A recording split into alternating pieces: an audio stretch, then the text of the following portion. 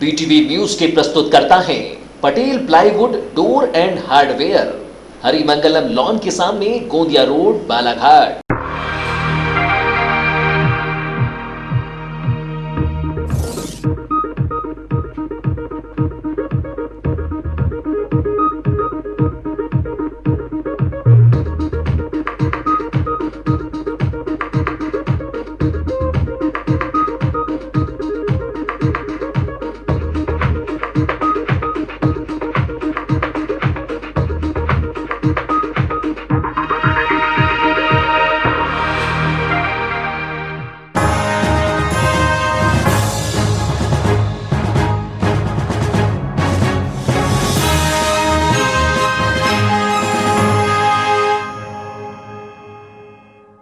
नमस्कार, BTV news के इस बुलेटिन में आपका स्वागत है। सबसे पहले आइए एक नजर डालते हैं आज की कुछ खास खबरों पर।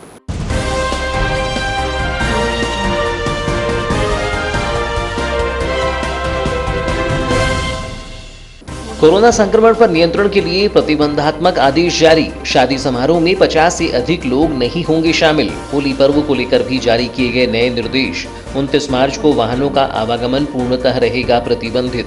अति आवश्यक सेवाओं एवं माल वाहक को दी गई है छूट।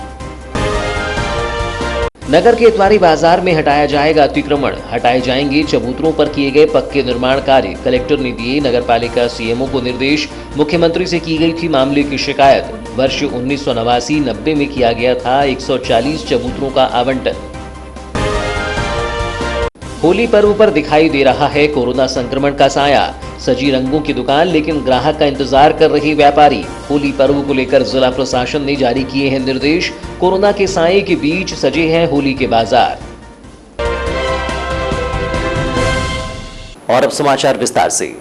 मध्य प्रदेश शासन के दिशा निर्देशों के अनुरूप बालाघाट जिले में कोविड-19 के बढ़ते प्रकरणों को दृष्टिगत रखते हुए जिले में आमजन की भीड़ को नियंत्रित करने के लिए कलेक्टर एवं जिला दंडाधिकारी दीपक आर्य ने दंड प्रक्रिया संहिता की धारा 144 के तहत प्रदत्त शक्तियों का प्रयोग करते हुए संपूर्ण बालाघाट जिले में आगामी आदेश तक के लिए प्रतिबंधात्मक आदेश जारी किए हैं। यह आदेश तत्काल प्रभावी हो गया है। जिले में कोरोना संक्रमण को बढ़ने से रोकने के लिए आगामी आदेश तक शादी विवाह समारोह में 50 से अधिक लोगों के शामिल होने पर प्रतिबंध लगा दिया गया है। इस प्रकार शव यात्रा में 20 से अधिक व्यक्ति शामिल नहीं होंगे। उठावना, मृत्यु भोज कार्यक्रम में भी 50 से अधिक लोग शामिल नहीं होंगे। बंद हाल के कार्यक्रम में हॉल की क्षमता के 50% अधिकतम व्यक्ति ही शामिल हो सकेंगे। स्विमिंग पूल, सिनेमाघर बंद रहेंगे। जिम एवं व्यायामशाला संचालक सोशल डिस्टेंसिंग का पालन करते हुए कुल क्षमता के 50% व्यक्तियों को ही प्रवेश देंगे। कलेक्टर दीपक आर्य ने चर्चा के दौरान बताया कि 21 मार्च को जिला आपदा प्रबंधन समिति की बैठक में लिए गए निर्णय के अनुसार 29 मार्च को होली के दिन जिले में अति आवश्यक सेवाओं एवं माल वाहक को छोड़कर सवारी वाहन एवं दोपहिया वाहनों का आवागमन पूर्णतः प्रतिबंधित रहेगा। आज ही धारा 144 का एक नया आदेश जारी किया गया है, जिसके अंतर्गत कई सारे रेस्ट्रिक्शन और लगाए गए हैं। वह आदेश की प्रति आपको प्राप्त हो जाएगी कि मूल विशेष रूप से जो बातें हैं उनमें स्विमिंग पूल, सिनेमाघर को पुनः बंद किया गया है। शादियों में 50 की अनुमति दी जाएगी। 50 लोग ही शादी समारोह में सम्मिलित होंगे। और इसके अलावा जो हॉल्स इत्यादि में शादी होंगे उसमें मतलब जो हॉल में जो भी कार्यक्रम होंगे बंद कमरे में, उसमें 50 लोग ही शामिल उसमें होंगे। और इसके अलावा जैसा जो पहले भी आदेश जारी किया जा चुका है, धारा 144 लागू है। 5 लोग इकट्ठे ना हों।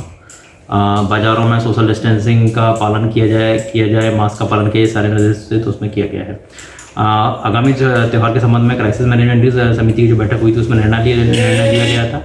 समाज के विभिन्न लोग उसमें उपस्थित थे। सभी के द्वारा यह निर्णय लिया गया है कि उस दिन सभी से अनुरोध किया गया है पहले तो कि सभी लोग घरों पर ही होली खेलें, घरों से बाहर ना निकलें। और ये निर्णय हुआ है कि वाहन इत्यादि जो अत्यावश्यक वाहन होंगे, एम्बुलेंसेज और जो हमारे मालवाहक वाहन होंगे, उनको छोड़ करके अन्य वाहनों पर उस दिन प्रतिबंध रहेगा।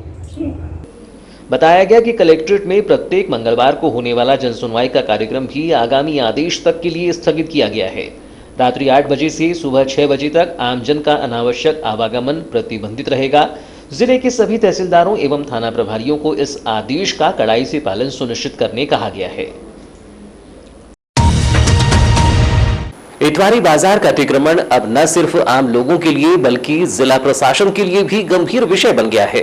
दरअसल चबूतरों पर किए गए पक्के निर्माण को हटाने के लिए 2 बार चेतावनी का नोटिस जारी किया जा चुका है, एक बार नगरपालिका सीएमओ और दूसरी बार कलेक्टर के आदेशानुसार। बावजूद इसके न तो अतिक्रमणकारियों ने स्वयं से अतिक्रमण हटाया और न ही नगरपालिका प्रबंधन इन्हें हटाने की कार्यवाही कर पाई है। शुक्रवार को कलेक्टर दीपक आर्य ने अंतिम चेतावनी दी है कि अब लीजधारी स्वयं से पक्का किया गया निर्माण हटा लें, अन्यथा अतिक्रमण हटाने की कार्यवाही की जाएगी। कलेक्टर ने नगरपालिका सीएमओ को भी निर्देशित किया है कि वे जिम्मेदार राजस्व प्रभारी की जिम्मेदारी तय कर उसके खिलाफ तत्काल कार्यवाही करें। नगरपालिका प्रबंधन ने कहा कि फुटकर सब्जी और फल व्यापारी सड़क पर यहां वहां दुकान लगाकर यातायात प्रभावित ना करें। इसके लिए 1989-90 में 140 चबूतरों का आवंटन किया गया था। इस दौरान ये भी कहा गया था कि इन चबूतरों पर न तो कोई पक्का निर्माण करेगा और न ही शटर लगाएगा। ऐसा करने पर उनके खिलाफ कार्यवाही की जाएगी। लेकिन समय के साथ जहां ये छोटे छोटे चबूतरे बड़ी और शटर वाली दुकानों में तब्दील हो गए, वहीं इनका उपयोग सब्जी फल व्यवसाय के बदले अन्य दुकानों में हो रहा है। इतना ही नहीं, कईयों ने तो बहुत सारी दुकानों को लेकर किराए पर भी दे रखा है, जिससे नगरपालिका को भी नुकसान उठाना पड़ रहा है। नगरपालिका प्रबंधन ने पहली बार 9 फरवरी को चबूतरों के वास्तविक आवंटनकर्ताओं को नोटिस जारी किया था और चेतावनी दी थी कि सन 1989-90 में आवंटित चबूतरों पर अवैध निर्माण किया गया है। साथ ही उप किराएदारों को चबूतरे किराए पर देकर गलत कार्य भी किया जा रहा है, जो मध्य प्रदेश नगरपालिका अधिनियम 1961 की धारा 223 का उल्लंघन है। साथ ही किराया अनुबंध की शर्तों का भी उल्लंघन है। ऐसी स्थिति में लीजधारी 7 दिनों के अंदर आवंटित चबूतरों पर किए गए अवैध अतिक्रमण और उप किराएदार को हटाकर स्वयं संचालन करें और इसकी सूचना नगरपालिका को दें। यदि 7 दिनों के अंदर ऐसा नहीं किया गया तो उनके खिलाफ चबूतरा आवंटन निरस्त करने की कार्यवाही की जाएगी। लेकिन नोटिस की तारीख समाप्त होने के बाद भी न तो लीजधारियों ने कोई कार्यवाही की और न ही नगरपालिका का अमला कार्यवाही कर पाया। इसके कुछ दिनों बाद कलेक्टर ने अंतिम नोटिस जारी कर अतिक्रमण को हटाने की चेतावनी दी थी, जिसका समय भी अब समाप्त हो चुका है। मामले में प्रहलाद संतवानी ने बताया कि मामले की शिकायत उनके द्वारा मुख्यमंत्री से की गई है, जिसके हमें एक बंद लिफाफे में कागज दिए गए हैं, जिसे जिला कलेक्ट्रेट कार्यालय में लाकर जमा करा दिया गया है। हम 21 तारीख को गए थे, 22 तारीख को वहाँ पहुँचे। 1 साल हो गया था, तो वहाँ मुलाकात हुई हमारी सीएम ऑफिस में उनके अपर सचिव से।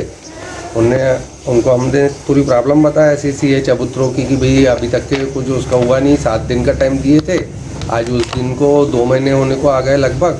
और उसके बाद में जो सामने वाला है वो भूमाफिया है, तो उसके बारे में भी हमने जानकारी दी है। उनकी जो दुकान है वो भी अवैध है, तो उसके खिलाफ में हमने दिए। तो हमने बोले आप एक लिफाफा दिए हमको, हमने खोले भी नहीं।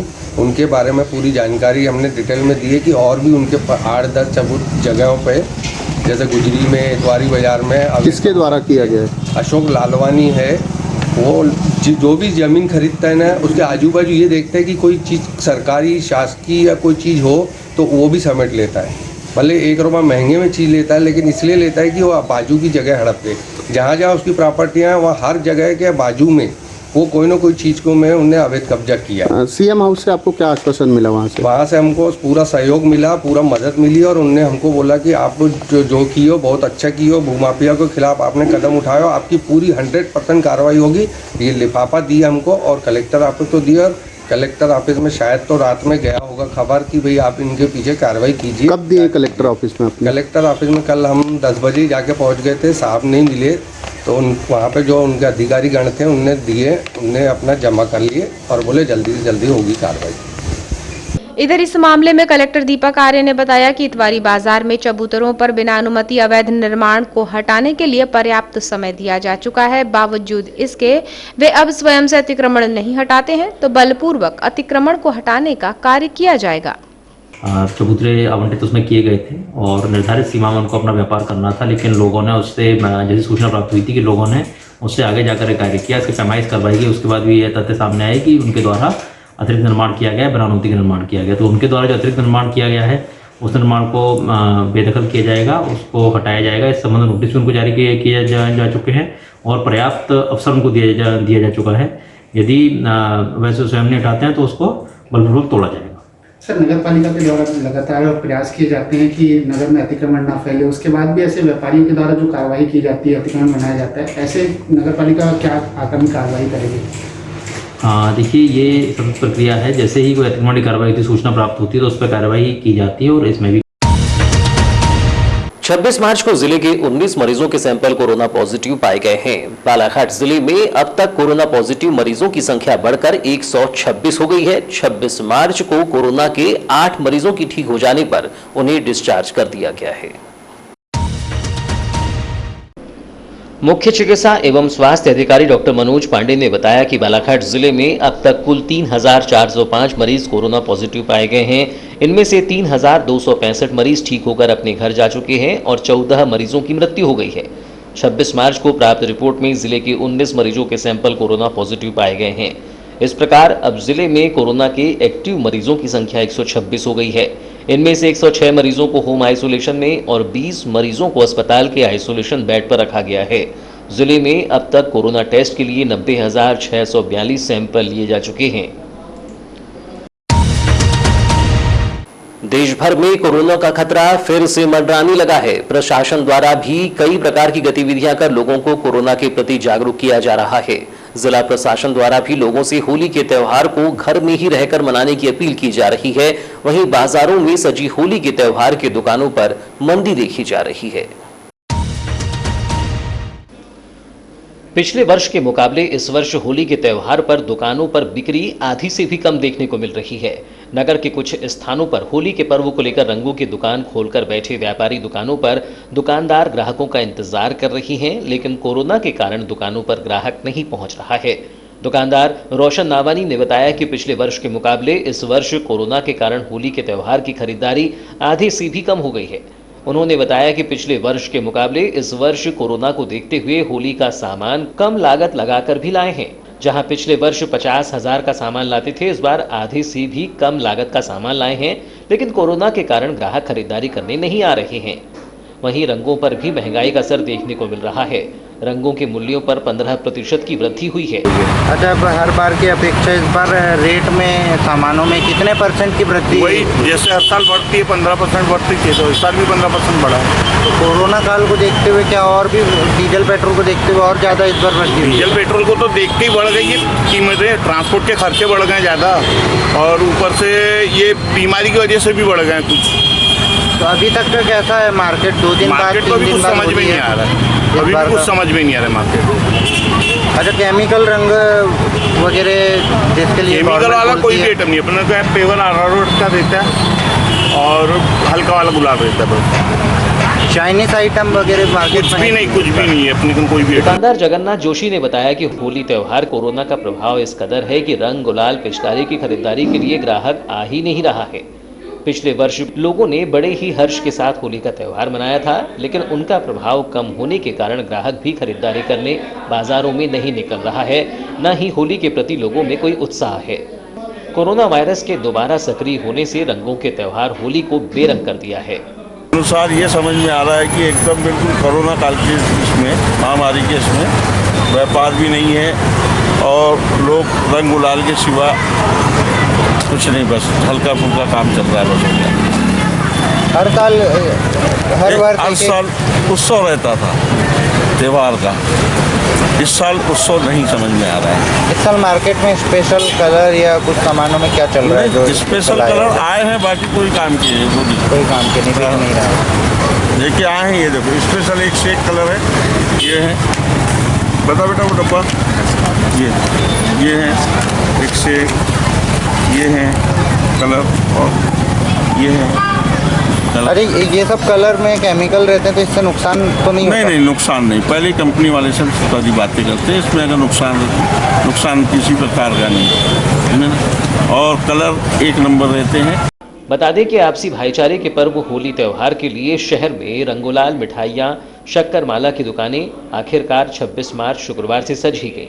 अभी तक दुकानदारों को सीजनेबल व्यापार करने वाले व्यापारी अभी तक प्रशासनिक नियमों के चलते दुकान लगाने में विलंब कर रहे थे, कहीं कोरोना संक्रमण के चलते लॉकडाउन न लग जाए। लेकिन प्रशासन ने मेरी होली मेरा घर के तहत होली मनाने के निर्देश दिए हैं। फिर भी जिन व्यापारियों ने होली के रंग गुलाल पिचकारियां पहले ही खरीद लिए थे, उन्होंने शुक्रवार से दुकानें सजा ली है। हालांकि अभी होली का व्यापार होता नजर नहीं आ रहा है, लेकिन होली का माहौल दुकानें लगने से जरूर दिखाई दे रहा है। नगर के सराफा बाजार, गुजरी बाजार, सर्किट हाउस रोड जैसे स्थानों पर सड़कों के किनारे रंग गुलाल पिचकारियों की दुकानें सज गई हैं, जहां बड़ी संख्या में मेक इन इंडिया के चलते देसी पिचकारियां ही नजर आ रही हैं और पहले की अपेक्षा चाइना के सामान नहीं के बराबर दिखाई दे रही हैं। इसी तरह शहर में परंपरागत रूप से होली में प्रयोग की जाने वाली शक्कर की मालाओं की दुकानें भी बड़ी संख्या में सज गई हैं और ग्रामीण जन खासकर इसकी खरीदारी कर रहे हैं। इस वर्ष होली पर्व सर्वार्थ सिद्धि, अमृत सिद्धि व अमृत योग में फाल्गुन शुक्ल पूर्णिमा रविवार को प्रदोष काल में मनाई जाएगी।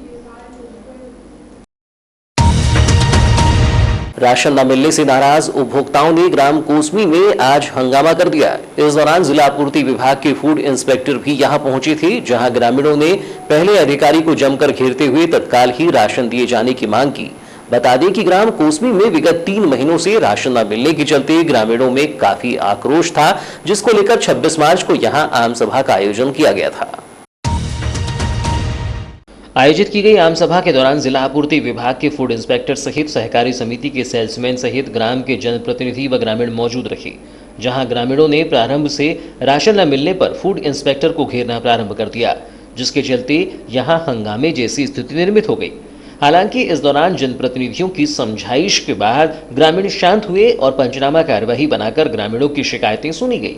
मामले में हितग्राही महिलाओं का कहना था कि विगत 3 महीनों से उन्हें राशन नहीं मिल पाया है। बार बार सोसाइटी के चक्कर लगाकर वह थक गए हैं। सेल्समैन से बात की जाती थी तो वह कहते हैं कि राशन नहीं आया है। आज अधिकारी से चर्चा हुई तो उन्हें शिकायत सुनी है और राशन भेजने की बात कही है। ये है कि हमको दिसंबर का 2 महीने का राशन नहीं मिल पाया और ये सामग्री आईडी से हमको राशन मिलता है। हमारा राशन कार्ड नहीं है और हमारी समस्या ये है कि मार्च का भी राशन नहीं मिल पाया है। हमको राशन चाहिए। कितना मिलता था आपको राशन? हमको 35 किलो मिलता है पीला कार्ड से। हमारा 3 महीने का राशन 105 किलो निकलेगा। अच्छा, क्यों नहीं दे रहा था अभी तक? अब ये समस्या वो ही बताएंगे, हम क्या बताएंगे सर इसकी बात से नहीं आया है। अंगूठा भी लगाए थे क्या उसमें? नहीं सर, हम जब राशन लेते तो दस्तखत करते हैं, अंगूठा का कोई जरूरत नहीं है। तो समग्र आईडी से निकल जाता आपका? हाँ, राशन कार्ड हम। क्या लग रहा है ये सेल्समैन कहीं चालाकी तो नहीं कर रहा आप लोगों के साथ में? अब ये वो ही बताएंगे सर। हम राशन लेने आते हैं तो कभी मशीन ही बंद रहती है, कभी देखो तो क्या कहते भैया दुकान। गोखले जी यहीं रहते हैं आप? हाँ, कोसमी में। अच्छा, ये बताइए आज आम सभा हुई है राशन दुकान को लेकर के, क्या मामला था आपका? राशन ही नहीं मिला, 3 महीना हो गया। क्यों नहीं मिल पा रहा है? तो राशन वाला बोलता है, वाला ही बता देता है, 5 किलो बंद करा देता है। जी तो खत्म हो गया बोलता है। पर्ची उर्ची कटी है आप लोग? हाँ, पर्ची कटी है ना सर। फिर भी नहीं मिला? नहीं मिला है, बोला राशन आएगा जब मिलेगा। खत्म हो गया राशन। मामले में ग्राम के पूर्व सरपंच गगन नकपुरे ने बताया कि विगत 3 महीनों से ग्राम में ग्रामीणों को राशन नहीं मिल रहा है, जिसको लेकर आज आम सभा का आयोजन किया गया था, जहां ग्रामीणों ने जिला आपूर्ति विभाग से पहुंचे फूड इंस्पेक्टर के सामने अपनी बात रखी है। पूर्व सरपंच ने बताया कि पूर्व में राशन दुकान में काफी भ्रष्टाचार और राशन की चोरियां हुई थी, जिसकी शिकायत भी जिला प्रशासन को की गई थी। पंचायत कोसमी में शासकीय जो उचित मूल्य की राशन दुकान है, इसमें कई समस्याएं सामने आई थी, जिसको लेकर एक आम सभा आज हम लोगों ने यहाँ पर की है। यहाँ पर फूड इंस्पेक्टर हैं, जो मैनेजर हैं वो हैं, सेल्समैन है, तौलक है और सचिव है, सरपंच, सभी लोग ने मिलकर, ग्रामीण जनों ने मिलकर आज एक जो समस्या के समाधान के लिए यहाँ पर आज बैठक आयोजित की गई थी, जिसमें कि पहली समस्या थी कि 3 से 4 महीने हो गए राशन नहीं मिला लोगों को। अगर मिल भी रहा है तो किसी को अधूरा मिल रहा है। ये ऐसी कई समस्या यहाँ पर थी कि राशन दुकान कहाँ होना चाहिए, कहाँ अच्छी चल रही थी। इन सब समस्याओं को लेकर आज यहाँ पर हमने जनता को आज यहाँ निवेदन किया और यहाँ पर उपस्थित हुए हैं। आज जब यहाँ पर एक पंचनामा फूड इंस्पेक्टर के द्वारा बनाया जा रहा है कि गोंदिया रोड पे जो राशन दुकान थी, उस समय मैंने एक चीज़ देखा था और सारी जनता ने देखी थी 4-5 महीने पहले कि कट्टी की कट्टी जो है राशन दुकान से यहाँ से चावल जाता था, गेहूं जाता था, अन्य सामग्री जाती थी। वो भ्रष्टाचार जब उस समय हुआ, उसका भुगतना आज यहाँ पे हो रहा है। ये आज जो राशन दुकान इतने यहाँ पे आने से लोगों को लग रहा है कि यहाँ पे हुआ है, नहीं। इससे पहले जो वहाँ राशन दुकान थी, वहाँ पे अनाप शनाप जो चोरियाँ हुई हैं, उसकी सूचना हमने कई बार तहसीलदार साहब को दी है और अनेक लोगों को दी थी। तो ये सब समस्या का समाधान करने के लिए आज हमने यहाँ पर बैठक की है कि तो ये थी अब तक की खबरें। नई खबरों के साथ एक बार फिर हम हाजिर होंगे, तब तक के लिए दीजिए इजाजत। नमस्कार।